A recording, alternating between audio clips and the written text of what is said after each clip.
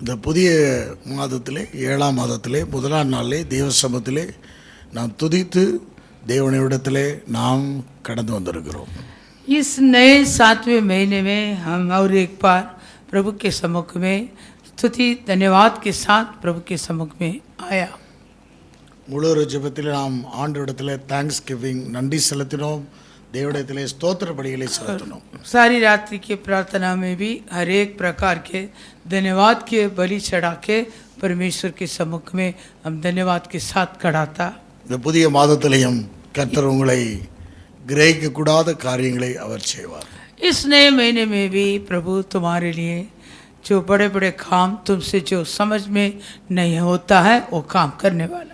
ஆண்டவர் அப்படி உங்களுக்கு சேரபடினால் ஆண்டவரை இந்த மாதம் முழுவதும் இன்னும் அவரை குறித்து இன்னும் உயர்த்துவோம். वैसे वो वादा के अनुसार प्रभु हमारे बीच में बड़े बड़े काम करने वाला, इसलिए महीने पूरा हम उस प्रभु को और महिमा बढ़ाएंगे.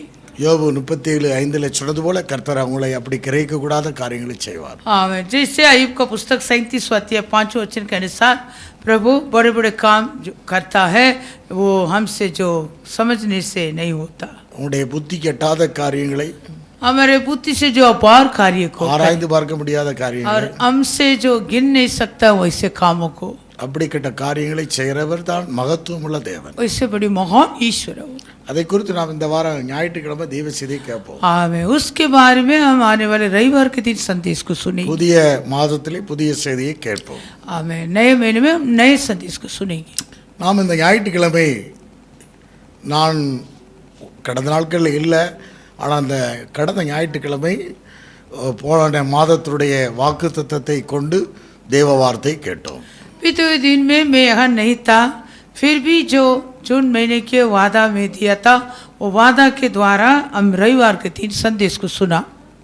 அதை குறித்து கூட நாம் இந்த வேத பாடக்கூடத்தில் இன்னொரு उस संदेश के बारे में ये शास्त्र की सभा में हम और गहराई से अध्ययन करें. இது சற்று ஆழமாக நாம் हम தியானிப்போம். और गहराई से अध्ययन करें. ரோமருக்கு எழுதின நிருபம் रोमियो को पत्री 8ஆம் அதிகாரம் 8वां अध्याय 26வது வசனம் 27வது வசனம். 26 और 27 वचन.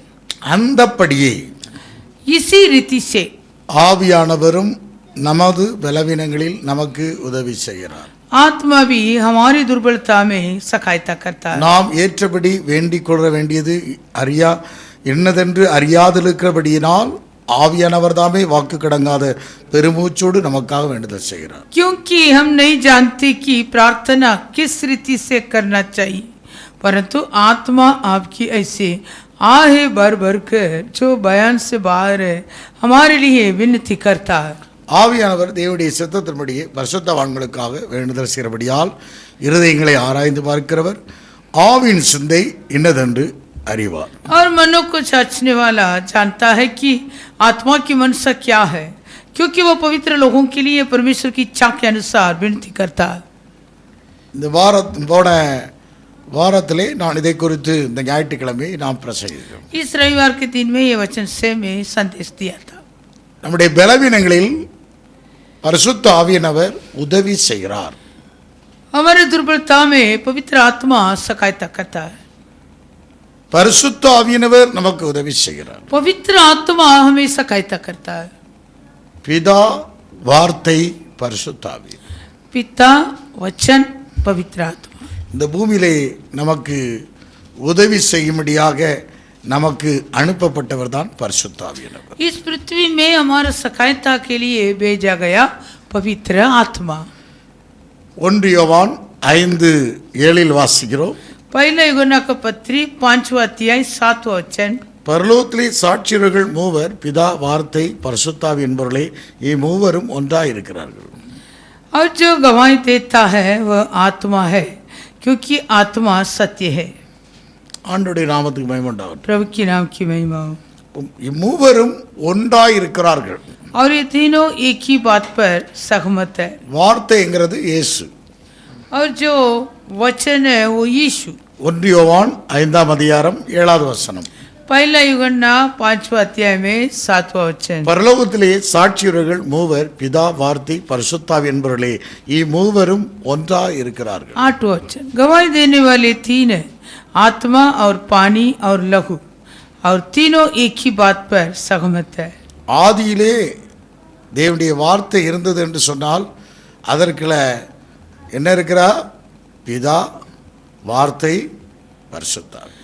और वचन कहता है आदि में परमेश्वर का वचन था, मतलब पिता, वचन और पवित्र आत्मा।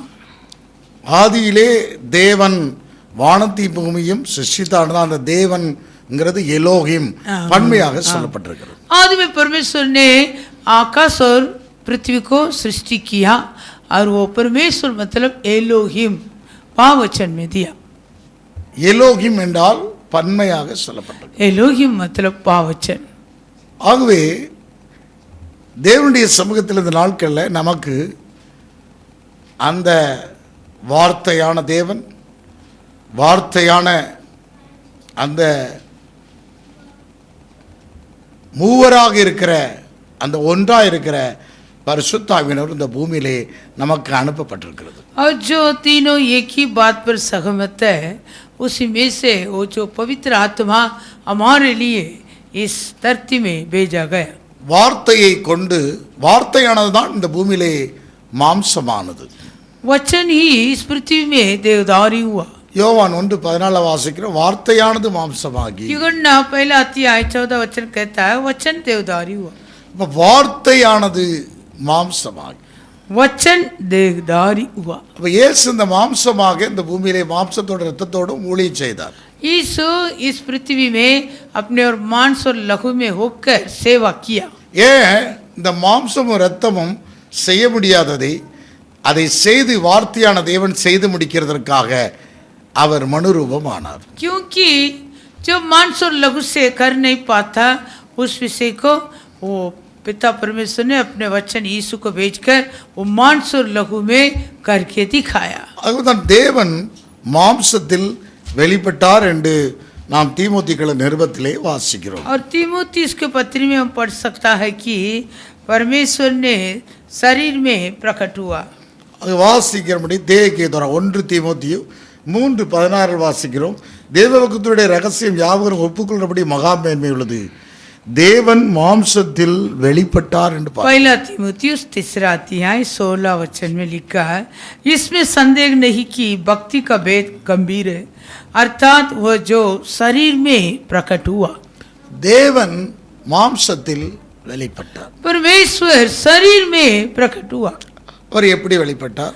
कैसे वो प्रकट हुआ? வார்த்தையை கொண்டு மாம்சத்திலே வெளிப்பட்டார். वचन के द्वारा शरीर में प्रकट हुआ। வார்த்தையானதுதான் மாம்சமாகி वचन ही शरीर बना, கிருபினாலும் சத்தியத்தை நிறைந்தவரா நமக்குள்ளே और வாசம். अनुग्रह और सच्चाई से वो परिपूर्ण होकर हमारे அவருடைய बीच में மகிமையை डेरा किया। கண்டோம். அது பிதாவுக்கு ஒரே பேனாருடைய மகிமைக்கு ஏற்ற மகிமையாக இருந்தது. और हमने उसकी ऐसी महिमा देखी जैसे पिता के इकलौते की महिमा। அல்லேலூயா. அல்லேலூயா. ஆத்மத் கரோ. அல்லேலூயா. हालेलुया। அப்போ அந்த வார்த்தை அதுதான் இயேசு. वो वचन वही यीशु। அது இந்த பூமியிலே ஜெயித்து, ஆண்டவராக இயேசு ஜெயித்து மீண்டும் அந்த பரிசுத்தாவியை நமக்கு அனுப்பியிருக்கிறார். इस पृथ्वी में प्रभु यीशु जय पाकर वापस वो पवित्र आत्मा को हमें भेजा। மூவரும் ஒன்றாயிருக்கிறார். ये तीनों एक सहमत है। ஆகவே இந்த பூமியிலே நமக்கு உதவி செய்யும்படியாக நமக்கு அனுப்பப்பட்டவர். इस पृथ्वी में हमारे सहायता के लिए भेजा गया। உங்களுக்கு யார் உதவி செய்கிறா? तुम्हारे लिए कौन सहायता करता है? பரிசுத்தாவியானவர். पवित्र आत्मा सहायता करता है। ஆண்டவருடைய நாமத்துக்கு மகிமை உண்டாகட்டும். प्रभु की नाम की महिमा हो। உங்களால முடியாத காரியத்தை आमीन। जो काम तुमसे नहीं होता, இங்கே அதனால தான் சொல்லப்பட்டிருக்கு அந்தப்படியே. ரோமர் इसी रीति से। 8:26 வாசிக்கிறோம். रोमियो 8:26। அந்தப்படியே. इसी रीति से। எனக்கும் அந்த முதல் வார்த்தையை விட்டுறக்கூடாது. आमीन आमीन। कभी भी ये जो पहले जो लिखा है वो शब्द को शास्त्र में छोड़ना नहीं। எல்லா இடத்துல அப்படி இருக்க அப்படின்னு அந்தப்படியே அப்படி இருக்க इसीलिए, क्योंकि இப்படி इसी நிறைய रीति से। ரோமர் 12:1 வாசித்தா அந்த அப்படி இருக்க आमीन। और रोमियो 12 पहले में इसलिए। இப்படி வசனங்களை ரோமர் 12:1 அப்படி இருக்க எப்படி இருக்க कैसे அல்லேலூயா. हालेलुया அதாவது இப்படி அவராலும் சகலமும் அவராலும் அவர் மூலமாய் அவருக்காக இருக்கிறது, அவருக்கே நினைக்கு மகிமுண்டாவதாக ஆமன் சொல்லி இருக்குது. आमेन, क्योंकि उसी की ओर से और उसी के द्वारा और उसी के लिए सब कुछ है, उसी की महिमा युगान युग होती அப்படி रहे. இருக்கிற आमीन. சகோதரரே அப்படின்னு எழுதுறார். इसीलिए ये भाइयों, அதே போல இங்கே நம்ம எடுத்துக்கிறோம் ரோமர் 8:26 வாசிக்கிறோம். और रोमियो 8:26 में भी அந்தப்படியே, इसी रीति से, எந்தபடியே, कैसे பொறுமையோடு காத்திருக்கிற சபை. आमेन, जो पाठ होते रहता है धीरज से, वो कलीसिया. அதாவது பொறுமையோடு கூட காத்திருக்கிற அனுபவம். और पाठ होते रहना धीरज से, वो अनुभव. 19வது வசனத்திலிருந்து நான் வாசித்தால் हम 19 वचन से लेकर पढ़ेगा तो ஒரு காத்திருக்கிற அனுபவத்தை சொல்லப்பட்டிருக்கு. एक पाठ छोड़ने वाले अनुभव को दिया. ஒரு பிரசவத்துக்காக ஸ்திரீ தவிக்கிற பிரசவ வேதனை குறித்து 22வது வசனத்துல வாசிக்கிறோம். आमीन. 5 वचन में ऐसे लिखा है, जो பிரசவ ஸ்திரீ प्रसव की தடப்தாக स्त्री जैसे तड़पती है, வயசு அங்க அதை பொறுத்து वो சொல்லப்பட்டிருக்கு. अनुभव. 23ல காத்திருந்து தவிக்கிறதை சொல்லப்பட்டிருக்கிறது. और 23वां वचन में पाठ छूते हुए तड़पने वाले अनुभव. 25வது வசனத்துல பொறுமையோடு காத்திருப்போம். और 25 वचन कहता धीरज से उसकी पाठ छूते रखना. இங்கே கவனிக்க வேண்டும், இந்த இப்படி எழுதித்தான் அந்தப்படியே, ये सब लिखने के बाद 26 वचन में इसी रीति से, அந்தப்படியே इसी रीति से ஆவியானவரும் நமது பலவீனங்களில் உதவி செய்யும். हमारे दुर्बलता में पवित्र आत्मा सहायता. யாருக்கு பரிசுத்த ஆவியானவர் உதவி और செய்கிறார்? पवित्र आत्मा किसके लिए सहायता करेगा? இங்க பாருங்க, எல்லாருக்கும் இல்ல, सभी के लिए नहीं. நினைத்ததெல்லாம் முடிப்பவர்களுக்கு அல்ல. और जो जो मन में होता सब कुछ खत्म पूरा करता उनके लिए नहीं. கிறிஸ்துவுக்குள் காத்திருந்து பொறுமையோடு கூட காத்திருக்கிறவர். जो कोई मसीह पर धीरज से पाठ होता उनके लिए. அப்போஸ்தல உபதேசத்துக்கு அடையாளமே பொறுமை. और प्रेरितों का उपदेश का चिन्ह क्या है? धीरज. அப்போஸ்தல உபதேசத்துக்கு தேவனுடைய உபதேசத்துக்கு அடையாளம் வந்து பொறுமை. और प्रेरितों का जो उपदेश है, वो उपदेश का चिन्ह क्या है? धीरज. அப்படிதான் நாங்க வேதத்திலே வாசிக்கிறோம். ऐसे हम शास्त्र में पढ़ता है, பொறுமைதான் அடையாளமாக இருக்கிறது. धीरज की चिन्ह है. ஆண்டவருடைய நாமத்துக்கு மகிமை प्रभु உண்டாகட்டும். की नाम की महिमा हो. அப்ப பொறுமையானது பூரணமாக கிரியை செய்ய வேண்டும். धीरज हमारे एक परिपूर्ण काम करना पड़ेगा. இங்க வேதம் சொல்லுகிறது, இங்கே 2 கொரிந்தியர் 12ஆம் அதிகாரம் 12வது வசனத்துல दूसरा कुरिन्थियों 12वां अध्याय 12वां वचन. அப்போஸ்தலனுக்குரிய அடையாளங்கள் எல்லா விதமான பொறுமையோடும். प्रेरित के लक्षण भी तुम्हारे बीच सब प्रकार के முதலாவதே धीरज. அங்க பொறுமையோடுன்னு சொல்லப்பட்டிருக்கு. पहले धीरज को लिखा. அப்போஸ்தலனும் அப்போஸ்தல உபதேசத்துக்குள்ள என்ன தேவை? பொறுமை தேவை. प्रेरित के उपदेश में क्या जरूरत है? धीरज. ரெண்டாவது அதிசயங்களோடும் அற்புதங்களோடும் வல்லமையோடும் உங்களுக்குள்ளே நடப்பிக்கப்பட்டதே. फिर उसकी बात है अद्भुत कामों सामर्थ्य कामों में दिखाए गए. அப்ப இங்க கவனிங்க, பொறுமை. धीरज. அப்ப முதல்ல தலை, पहले सिर. அப்போஸ்தல ஊழியத்தை முதல்ல தலையா வச்சாரு. सेवकाई में प्रेरित को पहले सिर बन के रखा. 1 கொரிந்தியருக்கு நிருபம் पहला कुरिन्थियों को पत्री 12ஆம் அதிகாரம் 12वां अध्याय 28வது வசனத்தில் வாசித்தால் 28 वचन. தேவனானவர் முதலாவது சபையிலே அப்போஸ்தலனையும் 1 கொரிந்தியர் 12:28. आमीन. पहला कुरिन्थियों 12वां अध्याय 22 वचन. தேவனானவர் சபையிலே முதலாவது அப்போஸ்தலனையும் 2வது தீர்க்கதரிசியும் 3வது போதகரையும் பின்பு அற்புதங்களையும் பின்பு குணமாக்க வரங்களையும் ஊழியங்களையும் ஆளுகளையும் பலவான பாசைகளையும் ஏற்படுத்தினார். पढ़ो 1:28. पहला कुरिन्थियों 12वां अध्याय 28 वचन. 28. அப்ப தேவனாது முதலாவது और சபை, परमेश्वर ने कलीसिया में अलग अलग व्यक्ति नियुक्त किए हैं. प्रथम प्रेरित, दूसरे पोषकता, तीसरे शिक्षक, फिर सामर्थ के काम करने वाले, फिर चंगा करने वाले और उपकार करने वाले और प्रबंध करने वाले और नाना प्रकार की भाषा இங்க बोलने. பாருங்க, பின்பு பின்பு இப்ப எல்லாம் என்னன்னா அற்புதம் அதிசயம் இந்த வல்லமை, இந்த பின்பு பின்பு பின்பெல்லாம் என்ன ஆயிட்டுது? முன்பாயிற்று. जो यहाँ लिखा फिर ये सभी अभी सिर बन गया प्रथम ஜனங்களை அதிசயம் அற்புதம் அடையாள வல்லமையை செய்துட்டு அதை முன்னால நிறுத்திட்டு ஜனங்கள் என்ன கிறிஸ்துவனுடைய அந்த பொறுமைக்கு நேராக நடத்த முடியாதபடி போய் लोगों के बीच में ऐसे चंगा करने वाला काम उपकार करने वाला प्रबंध करने वाला सब काम करता अद्भुत चमत्कार पूरा, लेकिन लोगों को वो मसीह के धीरज की ओर अगुवाई नहीं करता। முன்பெல்லாம் பின்பாயிட்டு பின்பெல்லாம் முன்பாயிட்டு जो प्रथम था वो फिर बन गया, जो फिर करके लिखा वो सब प्रथम बन गया। வாளு தலையாயிட்டு தலை வாளா கிடக்குப்போம். जो पूछ था पूछ सिर बन गया, जो सिर था सिर पूछ बनता। அப்ப இது தேவனுடைய சபையினுடைய ஐக்கியத்தை குலைக்கிறது. ये परमेश्वर का जो कलीसिया के संगति को तीतर पीतर அப்ப करता है। தேவனுடைய சபையில அப்போ முதலாவது பொறுமையானது பூரணமாக கிரியை செய்ய வேண்டும். आमेन। धीरज परिपूर्ण से काम करना जरूरी। பொறுமைக்கு நேராக ஆண்டவர் நடத்துவார். उस धीरज के ओर परमेश्वर अगुवाई करेगा। அப்படிதான் வேதம் சொல்லுது, கர்த்தர் உங்களை பொறுமைக்கு நேராக நடத்துவார் என்று அங்கே வசனம் சொல்கிறது. தீமோத்தி 2 தெசலோனிக்க நிருபத்தில் அப்படி வாசிக்க முடியும். दूसरा தெசலோனிக்கியோं की पत्री में हम पढ़ सकता। அப்ப அப்படி பொறுமைக்கு நேராக प्रभु हमें 2 தெசலோனிக்கேயர் 3ஆம் அதிகாரம் 5வது வசனம். दूसरा தெசலோனிக்கியோं 3 अध्याय 5वां वचन। கர்த்தர் உங்கள் இருதயங்களை தேவனை பற்றும் அன்புக்கும் கிறிஸ்துவின் பொறுமைக்கு நேராக நடத்துவாராக. परमेश्वर के प्रेम और मसीह के धीरज की ओर 2 தெசலோனிக்கேயர் 3ஆம் அதிகாரம் 5வது வசனம். दूसरा தெசலோனிக்கியோं 3 अध्याय 5वां वचन। परमेश्वर के प्रेम और मसीह के धीरज की ओर प्रभु तुम्हारे मन की अगुवाई करे। இருதயத்தை தேவனை பற்றக்கூடிய அன்புக்கும் பொறுமைக்கு நேராக நடத்துவதுதான் தேவனுடைய உபதேசமும் திருச்சபையுடைய ஒழுங்கும். और परमेश्वर का उपदेश और कलीसिया का नियम क्या है?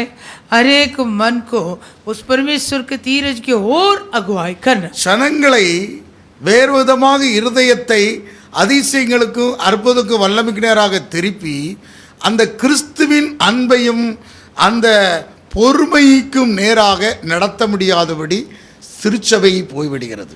लेकिन आजकल कलीसिया ऐसे लोगों को अद्भुत चमत्कार के ओर फिराता है। इस कारण जो परमेश्वर का प्रेम और मसीह के धीरज की ओर अगुवाई करने नहीं। ஆகவே தான் அங்கே 3ஆம் அதிகாரம் அந்த 2 தெசலோனிக்கேயர் 3ஆம் அதிகாரம் அந்த 6 தொடர்ந்து எழுதும்போது 6வது வசனத்துல और दूसरा தெசலோனிக்கிய 3 अध्याय 6वां वचन। மேலும் சகோதரரை எங்களிடத்தில் ஏற்றுக்கொண்ட மரபின்படியே நடவாமல் ஒழுங்கற்று நடக்கிற எந்த சகோதரனையும் நீங்கள் விட்டு விலக வேண்டும் என்று நம்முடைய கர்த்தராகிய இயேசு கிறிஸ்துவின் நாமத்தினாலே உங்களுக்கு கட்டளையிடுகிறேன். हे भाइयों, हम तुम्हें अपने प्रभु यीशु मसीह के नाम से आज्ञा देते हैं कि तुम हर एक ऐसे भाई से अलग रहो जो अनुचित चाल चलता और जो शिक्षा उसने हमसे पाई उसके अनुसार नहीं करता।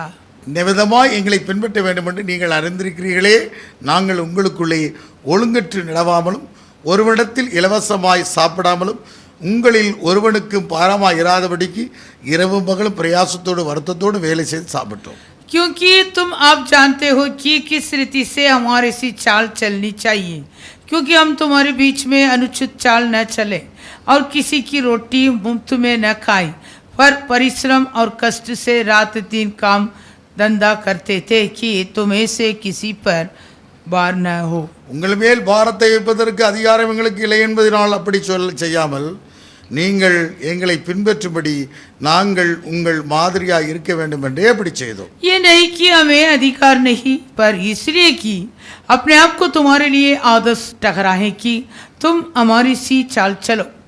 அப்ப மாதிரியாக एक இயேசு आदर्श। கிறிஸ்துவினுடைய மாதிரியை யார் பின்பற்றினார்கள்? சீசர்கள் பின்பற்றினார். और यीशु मसीह का जो नमूना था वो चेले लोग को नमूना को पालन அவருடைய किया। அடிச்சுவடை பின்பற்றினார். यीशु मसीह को पत चिन्ह पर चलता था। அவருடைய மாதிரி यीशु मसीह के नमूना கிறிஸ்துவின் மாதிரியை அடிச்சுவடை பின்பற்றினார். मसीह के उस आदर्श को चेले लोग भी उसी चाल चलता था। அப்ப மேய்ப்பர்கள் ஊழியர்கள் அவரை மாதிரியாக, और जो सेवकों और जो चरवाहा हो उनकी नमूना। அதான் இயேசு சொன்னார், ஊழியம் கொள்ளல ஊழியம் செய்யவே வந்தேன். इसलिए यीशु ने कहा सेवा कराने नहीं करने आया हूँ। அதாவது பானைக்கு नहीं करने के लिए आया है. இன்னைக்கு ஊழியத்தை பெற்றுக்கொள்கிறான், ஆனால் அதை செய்கிறதில்ல. आजकल सेवा पाता है लेकिन करता नहीं। அதான் ரொம்ப முக்கியம். ஊழியம் கொள்ளல, ஊழியம் செய்ய வேண்டும். आमीन। सेवा कराने नहीं, सेवा करने आया। அதனால அநேகர் சோம்பலான வேலையை செய்து கொண்டிருக்கிறார்கள். आमीन। इसलिए बहुत सारे लोग आलस के काम करता है। வேலையை செய்யாம நீ சாப்பிடவே கூடாது. और वचन कहता काम किया बिना तू खाना नहीं खाना। ஹல்லேலூயா. हालेलुया। அடுத்த வசனம் 10வது வசனம் சொல்வது, ஒருவன் வேலை செய்ய மனதலாக இருந்தால் அவன் சாப்பிடவும் கூடாது என்று நாங்கள் உங்களிடத்தில் இருந்தபோது உங்களுக்கு கட்டளையிட்டோமே. 10 वचन, क्योंकि जब हम तुम्हारे यहाँ थे तब भी ये आज्ञा तुम्हें देते थे कि यदि कोई काम करना न चाहे तो खाने भी नहीं पाए। சிலர் யாதொரு வேலையும் செய்யாமல் வீண் அலுவல்காரராய் ஒழுங்கட்டு திரிகிறார்கள் என்று கேள்விப்படுகிறோம். हम सुनते हैं कि कुछ लोग तुम्हारे बीच में अनुचित चाल चलते हैं और कुछ काम नहीं करते पर दूसरे को काम में हाथ डाला करते। அதாவது அப்போஸ்தலன் பவுல் கிபி 52ல இயேசு அப்போஸ்தலர்கள் ஊழியத்தில் சந்திக்கப்பட்டவர். आमीन। जो प्रेरित पौलुस है वो यीशु मसीह के बाद वो 52वां वर्ष में वो प्रेरितों के सेवकाई के द्वारा उनको उद्धार मिला। முன்னால இயேசுவோடு ஊழியம் செய்தவர்கள் அப்போஸ்தலர்களுக்கு அப்போஸ்தலர் 12 பேர். इससे पहले जो यीशु के साथ सेवा किया था वो प्रेरितों 12 लोग। அந்த ஊழியத்தில் இங்கே பாருங்க, அப்போஸ்தலரை பாதத்தில் வைத்து கொண்டு இயேசு மாதிரியை அப்போஸ்தலர்கள் பின்பற்றினாங்க.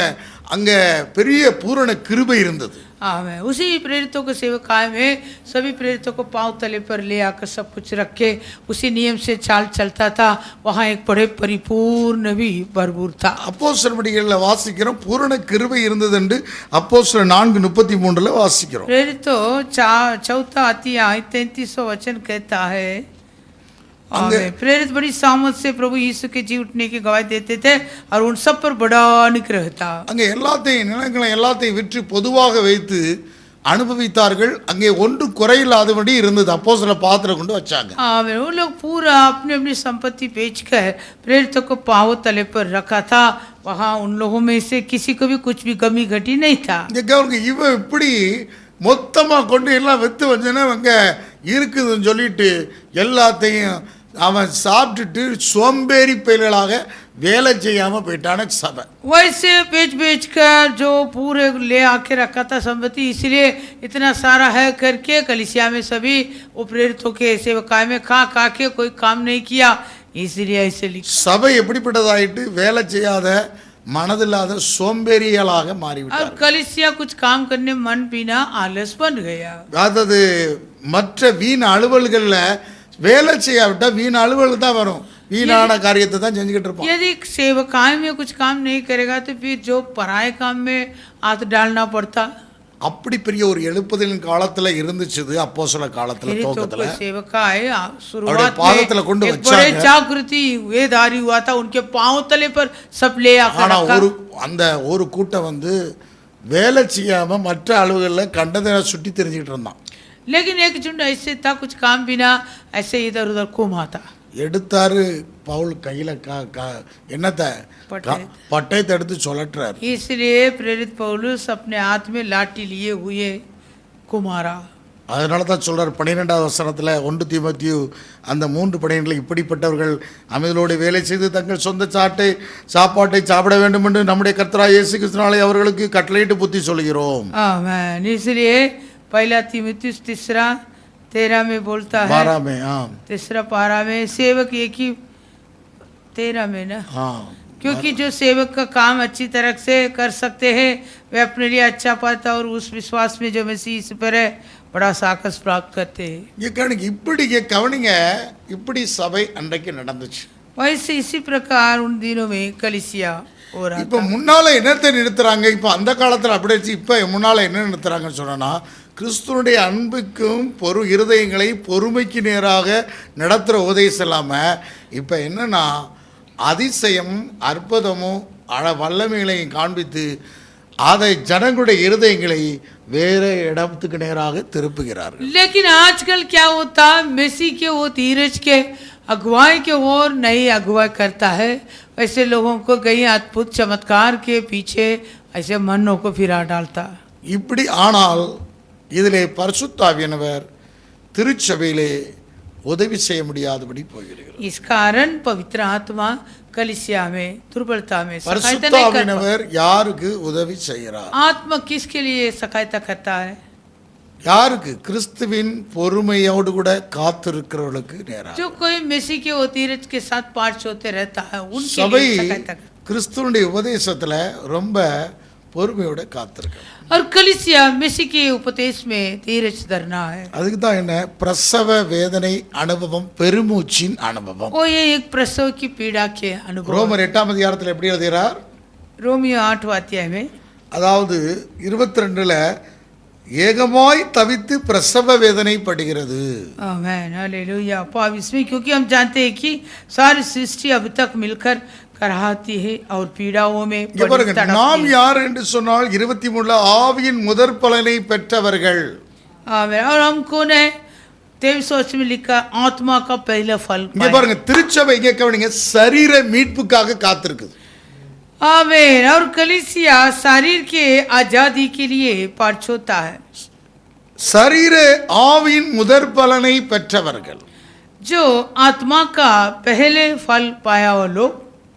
நாம் சரீர மீட்புக்காக சபை பொறுமையோட காத்திருக்கு. आमेन. अपनी देह के छुटकारे के लिए कलीसिया धीरज से पाठ होता है. பாருங்க, சரீர மீட்புக்காக காத்துறாம और देह की छुटकारा के लिए पाठ नहीं छोता तो வேற ஏதோ ஒன்றுக்காக சபையை நடத்தப்படுகிறது. और किसी कारण के लिए कलीसिया अगुवाई करता है. இதனாலதான் इस कारण பரிசுத்தாவினருக்கு வேலை இல்லை. पवित्र आत्मा का फिर कलीसिया में क्या काम है? ஹல்லேலூயா. हालेलुया. சபை பிரசவ வேதனையோடு கூட அந்த பெருமூச்சுவின் அனுபவத்திலே இருக்க வேண்டும். कलीसिया एक पीड़ाओं में ऐसे तड़पने वाले प्रसव के अनुभव में लंबे सांस छोड़ के रखना. அப்படி காத்திருந்து பொறுமையோடு பெற்றுக்கொள்ளக்கூடியதான் தேவனுடைய சபை. वैसे जो धीरज से पाठ होते हुए पाने का वही मंडली है. அப்படிப்பட்ட அனுபவத்துல उसी अनुभव में அதாவது சுயம் நமக்களை விட்டு வெளியே போகிறது. हमसे जो है स्वयं वो बाहर निकल जाता. இரண்டாவது பெருமை, दूसरा अभिमान, மூன்றாவது அகந்தை. तीसरा गर्व. அதுதான் அங்க போர்டில் எழுதி போட்டிருக்க செல்ஃப் பிரைட் ஆரோகன்ஸ். वो ये यहाँ में लिख के डाला है सेल्फ प्राइड आरोगेंस. அந்த ஆதியில இருந்தே அந்த முதல்ல விழுந்து போன தூதனுக்குள்ள முதல்ல இருந்தது என்ன? முதல்ல சுயம். தன் சுயமாய் செய்கிறவன் தன்னுடைய சுய இச்சையின்படி தான் செய்கிறான். जो शुरुआत में गिरा वो फरिश्ते वो अपने स्वयं से ही सब कुछ किया. उनके अंदर क्या था? ये स्वयं था. சுயம். அதனால தான் இயேசு சொன்னார், इसलिए इसने कहा ஒருவன் என் பின்னே வர விரும்பினால் यदि कोई मेरे पीछे आने चाहता था தன்னைத்தான் வெறுத்து அனுதினமும் சிலுவை சுமக்கணும். अपने आप को इनकार करके प्रतिदिन. ஒருவன் என் பின்னே வர விரும்பினால் यदि कोई मेरे पीछे आने தன்னை தான் अपने आप को தன்னை தான் என்றால் தனக்குள்ள என்ன இருக்கிறது? ஒரு சுயம் இருக்கிறது. अपने आप मतलब क्या? हमारे अंदर एक स्वयं. அதனால தான் இயேசு சொன்னார், நான் சுயமா பேசல, इसलिए इसने कहा मैं स्वयं कुछ நான் नहीं சுயமா செய்யல, मैं अपने आप कुछ नहीं நான் करता, சுயமா வரல. मैं अपने आप नहीं आया. இதை யோவான் சுவிசேஷத்துல பல தடவை சொல்லிட்டார். आमीन. ये शब्द को यीशु यूहन्ना सुसमाचार में कई बार बोल चुका. நான் சுயமா வரல, சுயமா பேசல, मैं अपने आप नहीं आया, अपने आप बात नहीं किया, நான் சுயமாய் செய்யவில்லை, मैं अपने आप नहीं किया, சுயமாய் பேசவில்லை, मैं अपने आप बात नहीं किया, சுயமாய் வரவில்லை, मैं अपने आप नहीं आया, நான் சுயமாய் உபதேசிக்கவில்லை. मैं अपने आप उपदेश नहीं दिया. நீங்க யோவான் சுவிசேஷத்துல வாசித்தா यूहन्ना सुसमाचार में யோவான் 5:30, यूहन्ना 5:30, யோவான் 6:38, यूहन्ना 6:38, யோவான் 8:28, यूहन्ना 8:28, யோவான் 7:17-18, यूहन्ना 7:17 और 18 में 28வது வசனத்துல, और 28 वचन में, யோவான் 12:49, यूहन्ना 12:49 में, யோவான் 14:10, यूहन्ना 14:10 में. இந்த வார்த்தைகள்லாம் வாசித்து பார்த்தா ये सारे वचनों में 4 காரியங்கள் சொல்லப்பட்டிருக்கும். 4 विषय को लिखा है. சுயமா நான் செய்யல, मैं अपने आप नहीं किया, சுயமாய் நான் मैं பேசல, अपने आप नहीं बात किया, சுயமாய் வரவில்லை, मैं अपने आप नहीं आया, சுயமாய் मैं உபதேசிக்கவில்லை. अपने आप सेवा नहीं किया. பாருங்க, சுயம். स्वयं. அதைத்தான் இயேசு சொன்னார், ஒருவன் என் பின்னே வர விரும்பினான். इसलिए इसने कहा यदि कोई मेरे पीछे आना चाहता तो தன்னைத்தான் வெறுத்து, अपने आप को इनकार करो. தனக்குல ஒரு சுயம்ங்கிறது இருக்கு. अपने आप एक स्वयं है. முதல்ல இருக்கிறது என்ன? சுயம். पहले जो स्वभाव है वो क्या है? अपने आप स्वयं. அதனால தான் அங்கே கவனிங்க, ஏதேன் தோட்டத்துல इसलिए वो अदेन वाटिका में என்ன செய்தாரு? அந்த இந்த கனியை புசிக்கினாலே நீ சாகவே சாவாய் என்று ஒரு கட்டளை கொடுத்தார். वैसे एक आज्ञा दिया था, जिस दिन ये फल को तू खाएगा तभी उसी दिन तुम मरोगे. அல்லேலூயா. हालेलुया. இங்க கவனிங்க, அவன் சுயமாக ஒன்றை செய்ய வைப்பான். वो अपने आप कुछ नहीं அந்த करना, கட்டளையை மீற வைப்பான். वो आज्ञा को वो उल्लंघन कराएगा. அப்போ அவன் என்ன சுயமாக ஒன்றை செய்ய வைக்கிறான். क्योंकि वो जो गिरा है वो अपने आप कुछ करने के लिए வார்த்தை இல்லாம செய்யறது அத்தனையும் சுயம். आमेन. जो वचन बिना जो जो करता वो सब स्वयं. இயேசு மாதிரி வாழாம செய்யறது அத்தனையும் சுயம். जैसे यीशु के नमूना की रीति से नहीं चलता, वो छोड़ के जो जो करता सब कुछ स्वयं. ஒருவன் என் பின்னே வர விரும்பினான், यदि कोई मेरे पीछे आना चाहता था, தன்னை தான் வெறுத்து अपने आप को इनकार करना, என் சிலுவையை சுமக்கிறது. फिर ये क्रूस उठाना. தனக்குல முதலாவது இருக்கிறது சுயம். पहले अंदर क्या है? स्वयं. ரெண்டாவது அதுக்கப்புறம் தான் வந்தது அவருக்கு சமமா இருக்கணும்னு. அவன் அவருக்கு சமமாக நான் உயர்வேன்னு சொன்னாதான் फिर பெருமை. उसके बाद उनको आया गिराव परिश्तों को, मैं भी उसके समान अभिमान அதான் आया. இயேசு அவருக்கு சமமா இருக்கிறதுக்கு கொள்ளையான பொருளாக அவர் எண்ணல. इसलिए यीशु पिता परमेश्वर के तुल्य होना अपने वश में नहीं रख छोड़ा. அவன் செஞ்சது என்ன? அவருக்கு சமமாக நான் உயர்வேன் இருப்பேன்னா. वो शैतान ने क्या किया? मैं भी उनके तुल्य हूँगा, ऊपर चढ़ूंगा. அகந்த. वो क्या है? गर्व. அல்லேலூயா. हालेलुया. அகந்தை, गर्व, ஆரோகன்ஸ். एरोगेंस. இந்த அகந்தையாக அவன் பேசினான். वो गर्व से बात किया, நான் உயர்வேன். मैं भी चढ़ूंगा. துணிகரமாக செய்தான் அவன். बड़ी हिम्मत से बात किया. இங்க பாருங்க, இந்த பொறுமை, கிறிஸ்துவின் பொறுமைக்குல ये मसीह के धीरज में, இங்க பாருங்க, அதுல சுயம், பெருமை, அகந்தை மூணு இருக்கிறது. நமக்குள்ள என்ன இருக்கிறது? हमारे अंदर क्या है? சுயம், स्वयं, பெருமை, अभिमान அகந்தை. और गर्व. Self, pride, arrogance. Self, pride, arrogance. இதையெல்லாம் மாற்றுகிறது கிறிஸ்துவின் आमेन. பொறுமை. ये सभी को बदलता है ये मसीह का धीरज, கிறிஸ்துவின் நீடிய பொறுமை. मसीह के लंबा धीरज கிறிஸ்துவை போல சகிக்கும் தன்மை. और मसीहा के जैसे सकने वाले அதனால தான் அங்க ஒரு ட்ரையாங்கிள் போட்டிருக்கிறேன். அங்கே பேஷன்ஸ், லாங் சஃபரிங், எண்டூரன்ஸ். इसलिए यहाँ एक ट्रायंगल लिखा है, वो पेशेंस, பொறுமை, லாங் சஃபரிங், लॉन्ग सफरिंग, एंडूरेंस. அதாவது பொறுமை, நீடிய பொறுமை, சகிப்பு தன்மை. धीरज, लंबा धीरज और सकने वाला अनुभव. இப்படிப்பட்ட அனுபவம் எதற்கு? சபைக்கிலே இருந்து காத்திருக்கிற ஒரு அனுபவத்திலே பொறுமையோடு காத்திருப்போம் என்று சொன்னால், ऐसे अनुभव में होकर कलिसिया में हम धीरज के साथ पाठ होगा. உங்களால் இங்கே பாருங்க, நியாயமாய் தீர்ப்பு செய்கிற கையில ஒப்பு கொடுத்து பொறுமையோடு கூட, நீடிய பொறுமையோடு கூட, சைப்புத்தன்மையோட பெருமூச்சு விட்டு கொண்டு காத்திருக்கும் போது, आमेन. ऐसे जो सच्चे न्याय के परमेश्वर के हाथों में सौंप कर धीरज के साथ, लंबे धीरज के साथ और सहते हुए और पाठ होते रहेगा तो ஒரு அப்படிப்பட்ட ஒரு பிரசவ வேதனையோடு கூட காத்திருக்கும் போது, वैसे एक प्रसव की पीड़ा के साथ पाठ. தனக்கு முன்னால ஒரு சந்தோஷத்தை வச்சு காத்திருக்கிற ஒரு ஸ்திரியை போல, अपने आगे एक आनंद को धर के जैसे पाठ होती है वो प्रसव की स्त्री की जैसे. யோவான் 16ஆம் அதிகாரத்துல இயேசு அப்படித்தான் ஓமையாக சொல்லி இருக்கிறார். यूहन्ना 16 अध्याय में ऐसी ही यीशु दृष्टांत दिया. 21வது வசனத்துல ஸ்திரியானவளுக்கு 16, 20, 21. आमेन. यूहन्ना 16:21 में ஸ்திரியானவளுக்கு பிரசவ காலம் வந்திருக்கும் போது அவள் ஊக்கமடைகிறாள். பிள்ளை பெற்ற உடனே ஒரு மனுஷன் உலகத்தில் பிறந்தான் என்று சந்தோஷத்தினாலே அப்புறம் உபத்திரத்தை நினையாள்.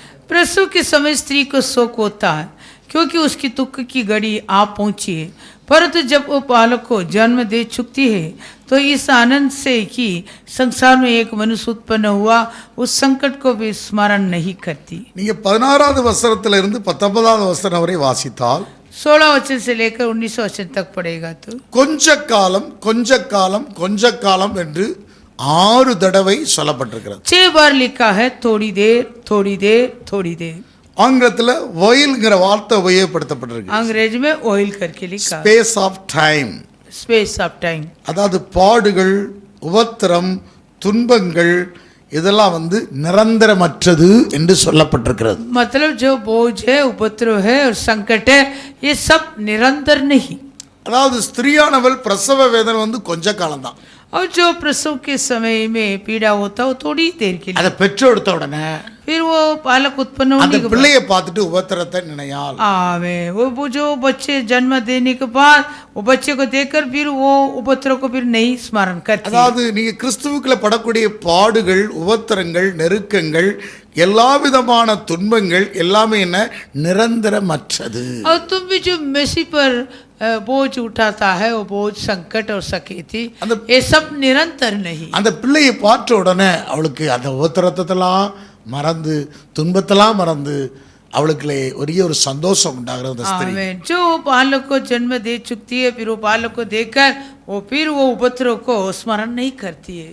நான் சொல்லுவேன், டாக்டர்கள் வேற மாதிரி அந்த குழந்தைய படத்தை பர்பஸ்திரிகள் போட்டு வீட்டில் ஒட்டி வச்சு அதை பார்த்துக்கிட்டே இருக்கிறாங்க. அப்படிப்பட்ட அனுபவத்துக்கு அது ஒரு சந்தோஷத்தை முன்ன வைத்து ஓடக்கூடிய ஒரு அனுபவம். ऐसे भी हम कह सकता है जो गर्भ स्त्री लोग வீட்டில் போட்டோ ஒட்டி இருக்கும், குழந்தை போட்டோ போட்டிருக்கும், बच्चे लोग के फोटो को रखे वो आनंद को अपने आगे धर के देखते रहेंगे. அதாவது இங்கே கவனிங்க, முன்னால ஒரு சந்தோஷத்தை வைத்து, मतलब अपने आगे एक आनंद को रखता है. அதாவது அதனால தான் இயேசு சொன்னார் யோவான் 16:33 ஆமென். யூகன்னா 16:33 என்னிடத்திலே உங்களுக்கு சமாதானம் உண்டாயிருக்கும் பொருட்டு இவைகளை உங்களுக்கு சொன்னேன். உலகத்தில் உங்களுக்கு உபத்திரம் உண்டு, ஆனாலும் திடன் கொள்ளுங்கள், நான் உலகத்தை ஜெயித்தேன். मैंने ये बातें तुमसे इसलिए कही है कि तुम्हें मुझ में शांति मिले. संसार में तुम्हें क्लेश होता है, परंतु ढाढ़स बांधो, मैंने ही संसार को जीत लिया है. இந்த உபத்திரத்தின் குகையில் தான் நாம் இருக்கிறோம். हम उपद्रव के पट्टी में ही रहता है. உபத்திரம் உண்டு, उपद्रव क्लेश ஆனால் पहुंचना अवश्य है, நான் ஜெயித்தேன். परंतु मैं जय पा लिया. அப்ப இயேசு இந்த பூமியில கூட यीशु इस पृथ्वी में भी கெத்செமனே கொல்கதா அவர் சகித்தார். गत्सेमने से लेकर कोलकाता तक वो सह लिया. கெத்செமனே கொல்கதா பொறுமை, நீடிய பொறுமை, சகிப்புத்தன்மையோடு சகித்தார். गत्सेमने से लेकर कोलकाता तक धीरज, लंबा धीरज और सहने वाले अनुभव में सब कुछ सह लिया. அப்ப இங்க கவனிங்க, அந்த சுயம், वो स्वयं ஆதியில் இருந்த சுயத்தை जो शुरुआत में था वो स्वयं அந்த கெத்செமனே தோட்டத்துல वो गत्सेमने बगीचा में, ஆண்டவரே உமக்கு சித்தமால் இந்த பாத்திரம் நீக்கிடு, ஆயில் என்னடி சித்தமில்ல உம்முடைய சித்தத்தின்படி ஆக கடவுள். ये पिता यदि आपका इच्छा होगा तो ये बर्तन मुझसे, ये कटोरा दूर होना, फिर भी ये मेरा इच्छा नहीं आपका इच्छा. ஒரு துக்கம், एक दुख. ஆத்ம வியாகுலப்பட்டு போய் இருந்தார். यीशु का जीव व्याकुल हुआ था, ஆனா என்ன செய்யறாரு, लेकिन यीशु क्या किया, அவருடைய சித்தத்துக்கு ஒப்பு கொடுத்து ஒரு பிரசவ வேதனையின் அனுபவம். पिता के इच्छा में सौंप के एक प्रसव की पीड़ा के अनुभव में था. அந்த சித்தத்தை நிறைவேற்றுவது ஒரு பிரசவ வேதனை. हमें जो इच्छा है वो इच्छा पूरा करना एक प्रसव की पीड़ा. அந்த கெத்செமனே கொல்கதா ஒரு பிரசவ வேதனை தான். वो गत्सेमने से लेकर कोलकाता तक प्रसव की पीड़ा. ரத்த வேர்வை சிந்தினாருங்க. हमें लहू बहाया, அந்த लहू की சித்தத்துக்கு தன்னை पसीना ஒப்பு கொடுத்தார். पिता के इच्छा के लिए अपने को सौंपा. பல தடவை அங்க போயிருக்கிறார் அந்த தோட்டத்துக்கு. कई बार यीशु गत्सेमने बगीचा में गया था, ஜெபமன்றக்கு போயிருக்கிறார். प्रार्थना करने के लिए गया था, ஆனால் இந்த வேதனை, परंतु इस இந்த वेदना, துக்கம் इस शोक, பிரசவ வேதனையின் प्रसव की துக்கம். पीड़ा की दुख, ஒன்றை பெற்றெடுக்க போகிறேன். एक में जन्म देने वाला, முற்றிலுமாக இந்த உலகத்துக்கு மாம்சமான யாவரையும் ஆவியை ஊற்ற போகிறேன். पूरी रीति से सारे मानव के ऊपर आत्मा उंडेलने वाला. ஒரு முதற் பலனாக தன்னை ஒப்பு கொடுக்கிறார். आमीन. एक पहले फल होकर अपने को सौंपने वाले समय. ஹல்லேலூயா. हालेलुया. அதனால தான் இங்கே கவனிங்க, ஒரு பாஸ்கா பலியிடப்பட்டார். ओ फस बलिदान हुआ. அதுதான் அங்கே அப்படிப்பட்ட ஒரு அனுபவத்துக்கு தன்னை ஒப்பு கொடுக்கிறார். ऐसे एक अनुभव में अपने को அதனால தான் 50 என்றால் பெந்தகோஸ்தே, इसलिए 50 मतलब 50ஐ குறிக்கிறது. 50 मतलब बेंदिकोस. பெந்தகோஸ்தேனா 50. बेंदिकोस मतलब 50. அசைவாட்டும் பலியை 7 வாரம் செலுத்துவாங்க. आमीन. 7 हफ्ते तक हिलाने वाले बलि चढ़ाएंगे. எப்படி செய்வாங்க? அப்போஸ்தலர் நடவடிக்கைகளை வாசிக்கிறோம். प्रेरितों के काम. பெந்தகோஸ்தே எனும் நாள் வந்தபோது, जब அப்போஸ்தலர் बेंदिकोस 2:1 के दिन आया, அங்க நீங்கள் வாசித்தா அங்கே லேவியர் 23 அதிகாரத்தில் வாசித்தா लव्य व्यवस्था 23वां अध्याय அங்கே அங்கே அங்கே சொல்லப்பட்டிருக்கிற 23 அதிகாரத்தில் நீங்கள் வாசித்தனா 23 அதிகாரத்தில் 7 விதமான பண்டிகை சொல்லப்பட்டிருக்கிறது. लव्य व्यवस्था 23वां अध्याय में 7 प्रकार के पर्व के बारे में लिखा. 7 குத்துவிளக்கு நடுவிலே உலாகினவர். उस सातों दीवटों के बीच में मंडराता. அந்த 4வது வசனத்தை வாசித்தா பாஸ்கா பண்டிகை. 4वां वचन में लिखा फसह के पर्व. இரண்டாவது ஒரு பண்டிகை என்னது புளிப்பில்லாத பண்டிகை. और दूसरा एक पर्व है अखमीरी रोटी का पर्व. அடுத்தது என்ன பண்டிகை? कटनी का पर्व. அடுத்தது என்ன? कटनी का. ஆமா. அடுத்தது என்ன என்ன பண்டிகை? कटनी. ஆமா, ஃபயர் ஃபீஸ்ட், அதாவது முதற் பலனாக பண்டிகை. 10வது வசனத்துல முதற் பலனாக பண்டிகை. 10वां वचन में पहले फल के पर्व. அடுத்தது என்ன அந்த 7 வாரங்கள் அந்த பலியை முதற் பலனை கொண்டு வருவாங்க. वैसे 7 हफ्ता वो पहले फल को लेकर आएंगे. ஆனால் 50வது நாள்ல परंतु 50वां दिन 15வது வசனத்துல வாசிக்கிறோம். 15वां वचन. நீங்கள் அசைவாட்டும் கதிர்கட்டுகளை கொண்டு வந்து ஓய்வு நாளுக்கு மறுநாள் முதற்கொண்டு எண்ண துவங்கி 7 வாரங்கள் நிறைவேறின பின்பு फिर उस विश्राम दिन के दूसरे दिन से अर्थात जिस दिन तुम हिलाई जाने वाली पेट के पूले को लाओगे उस दिन से पूरे 7 विश्राम दिन गिन लेना. எத்தனை வாரம்? 7 வாரம். 7 विश्राम दिन 7 வாரங்கள் கொண்டு வருவாங்க. 7 हफ्ता நிறைவேறின பின்பு वो सब पूरा होने के बाद. அதனால தான் பெந்தகோஸ்தே என்னும் நாள் வந்த போது आवे जब पेंतकोस्त के दिन आया 7ஆம் ஓய்வு நாளுக்கு மறுநாளாகிய 50ஆம் நாள் மட்டும் எண்ணி கர்த்தருக்கு புதிய போஜன பலியை செலுத்த கடவீர்கள். 7वें विश्राम दिन के दूसरे दिन तक 50 दिन गिनना और 50वें दिन यहोवा के लिए नए अन्न बलि चढ़ाना. 50 என்றால் பெந்தகோஸ்தே. 50 मतलब पेंतकोस्त. அப்ப அந்த நாள் வந்த போது वो दिन आया. அப்ப முதற் பலன். पहले फल. இங்க கவனிங்க, सुनिए. அன்றைக்கு அந்த முதற் பலன் ஆண்டவராகிய இயேசு கிறிஸ்து. आमेन. इस पृथ्वी में पहले फल प्रभु यीशु मसीह. இந்த முழு உலகத்திற்காக முழுமையாக பாஸ்காவாக பலியிடப்பட்டவர். सारे ये पृथ्वी के लिए पूरी रीति से वो प्रभु यीशु मसीह फसह के रूप में बलिदान हुआ. அதுதான் அங்கே 1 கொரிந்தியர் 15ஆம் அதிகாரத்தில் முதற் பலன் என்று சொல்கிறார். आमेन. वो ये पहला कुरिन्थियों 15वां अध्याय में लिखा है वो पहले फल है. அதாவது முதற் பலன் என்று சொல்லப்பட்டிருக்கிறது. पहले फल. 23வது வசனத்தில் அவனவன் தன் தன் வரிசையிலே உருவிப்படான் முதற் பலனானவர் கிறிஸ்து. आमेन. 23 परंतु हर एक अपनी अपनी बारी से पहले फल. பின்பு அவர் வருகையில் அவருடையவர்கள் உயிர்ப்பிக்கப்படுவார். फिर मसीह के आने पर उसके लोग. அப்ப முதற் பலன். पहले फल. முதற் பலன் யாரு? पहले फल कौन है? இயேசு கிறிஸ்து. यीशु मसीह. அவர்தான் பலியிடப்பட்டார். वो ही बलिदान हुआ. அப்ப அந்த கிறிஸ்துவினுடைய அன்புக்கு நேராகவும் பொறுமைக்கு நேராகவும் நடத்தப்பட வேண்டும். उस मसीह के प्रेम और धीरज के होर हमारा அதுக்கு அடையாளமாக கொடுக்கப்பட்டவர் தான் பரிசுத்த ஆவியானவர். आमेन. इसीलिए एक चिन्ह के रूप में दिया गया पवित्र आत्मा. இங்கே கவனிங்க, அங்கே சாலமோனுடைய ஆலயத்திலே என்ன மகிமை இறங்குது, ஆசாரிகள் நிற்கக்கூடாமல் போயிட்டது. जो सुलेमान ने बनाया वो मंदिर में प्रभु की महिमा उतरा, जो वहाँ के याजक लोग खड़े हो नहीं ஊழியம் पाते, செய்யக்கூடாமல் போயிற்று. सेवा कर नहीं पाता था. ஆனால் परंतु இங்கே பரிசுத்தாவியன் நமக்குள் இறங்கி இருக்கிறார். यह पवित्र आत्मा हमारे अंदर அதனால उतर आया. பழைய ஏற்பாட்டு ஊழியம் அந்த மகிமையோட ஆவிக்குரிய ஊழியம் அதிக மகிமையுள்ளதாக இருக்கும் என்று 2 கொரிந்தியர்கள் 3ஆம் அதிகாரத்திலே பேசுகிறோம். इसलिए दूसरे कुरिन्थियों 3 अध्याय में लिखा पुराना नियम के वो सेवकाई से ये नए नियम के सेवकाई अधिक तेजोमय है. Most exceeding glory. अधिक तेजोमय है. அப்படிதான் அங்க சொல்லப்பட்டு 2 கொரிந்தியர் 3ஆம் அதிகாரம் 8-9 வசனங்களிலே வாசிக்கிறோம். 10ல दूसरा कुरिन्थियों 3 अध्याय 8, 9 और 10 அப்ப அந்த ஊழியத்துக்கு இந்த ஊழியத்திற்கும் கம்பேர் பண்ணக்கூடாது. புதிய ஏற்பாட்டுக்கு ஊழியம் வேற.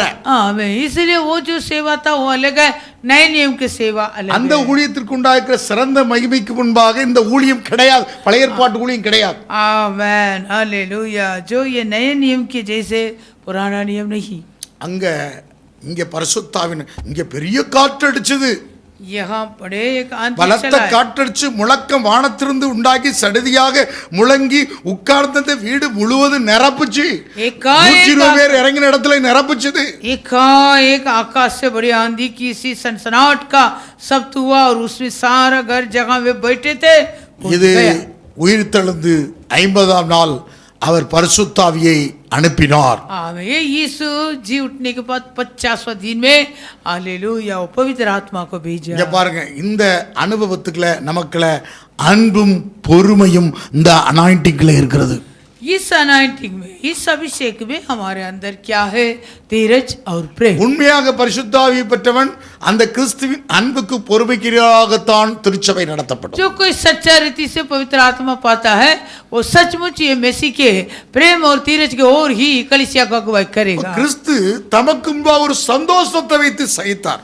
आमीन. यीशु हमारे आगे एक आनंद को रख के सह लिया. எபிரேயர் 12ஆம் அதிகாரம் 2-3 வசனங்களை வாசித்தால் इब्रानियों 12वां अध्याय में दूसरा और तीसरा वचन. அவர் தமக்கு முன் வைத்திருந்த சந்தோஷத்தின் பொருட்டு அவமானத்தை எண்ணாமல் சிலுவையை சகித்து தேவனுடைய சிங்காசனத்தின் வலது பாசத்தில் உட்கார்ந்தார்.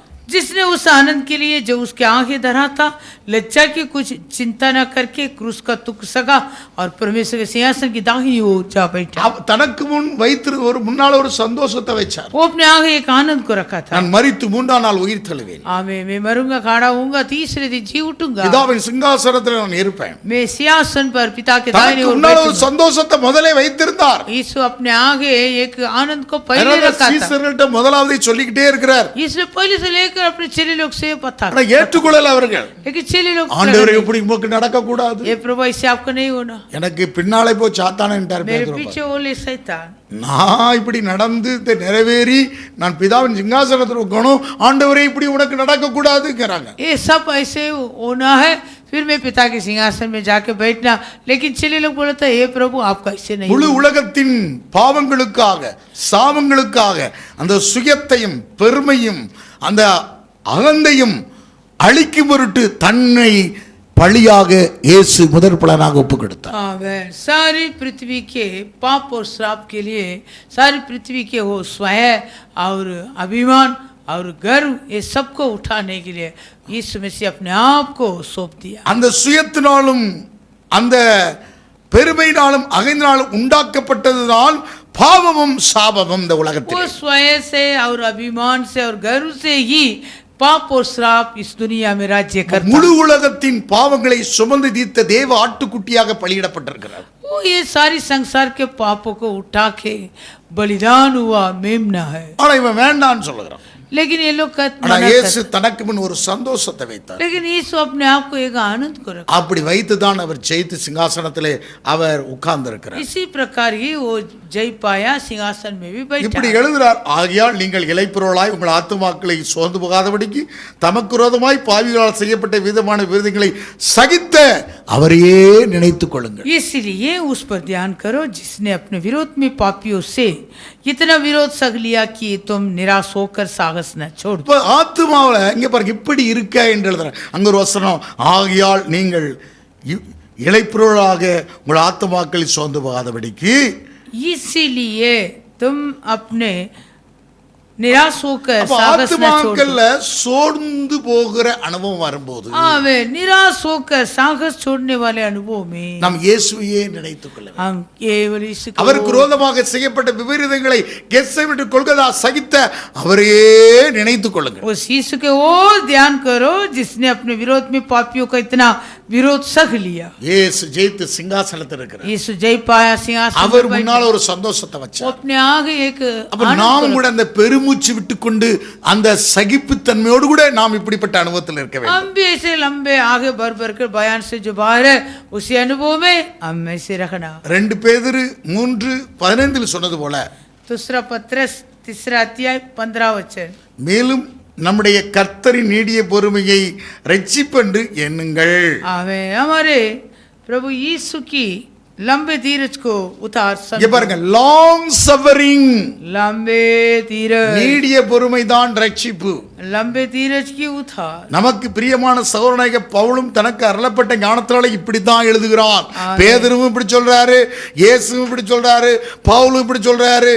ஆனா இந்த பொறுமைக்கும் அன்புக்கு நேராக திருச்சபை நடத்தப்படாவிட்டால் பாலாக்கப்பட்டு விடுகிறது. यीशु भी कहता, प्रेरित पौलुस भी कहता और पत्रस भी कहता, लेकिन कलीसिया ये मसीह के प्रेम और धीरज के और अगुवाई नहीं होता तो वो तीतर ஆவியானவர் உதவி செய்கிறார், पवित्र आत्मा உன் பலவீனங்களிலே உதவி செய்கிறார். तुम्हारे दुर्बलता में आत्मा இப்படிப்பட்ட பெருமூச்சு விட்டு கொண்டிருக்கிற அனுபவத்திலே பொறுமையோடு கூட நீடி பொறுமையோட சைப்புத்தன்மையோடு கூட அந்த பிரசவ வேதனையான அனுபவத்திலே பெருமூச்சு கொண்டு இருக்கும் போதுதான் உங்களுடைய பலவீனங்களில் ஆவியானவர் உதவி செய்கிறார். इसी प्रकार तुम धीरज और लंबा धीरज और सहने वाले अनुभव में जो आगे बढ़ बढ़ कर बयान से बाहर है वो लंबे सांस छोड़ते பிரசவ समय வேதனையோடு கூட அப்படிப்பட்ட அனுபவத்திலே एक சபை प्रसव இருக்கும். के पीड़ा के साथ तू रहेगा तो तुम्हारे लिए आत्मा तुम्हारे दुर्बलता में सहायता करेगी, அவர் தேவனுடைய சித்தத்தின்படி தான் பரிசுத்தவான்களுக்காக வேண்டுதல் செய்கிறார். क्योंकि जो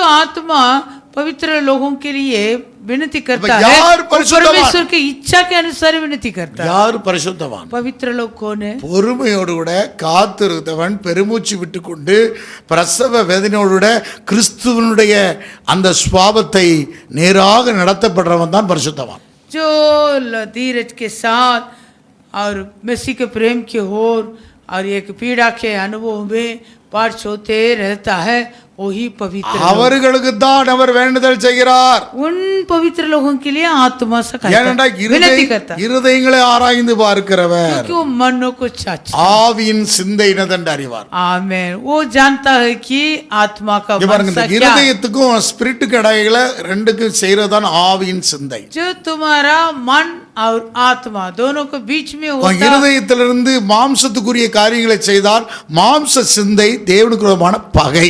तो अगर ये अपने मन से शारीरिक कामों को करेगा तो वो शारीरिक विचार परमेश्वर के विरोध से बाहर है।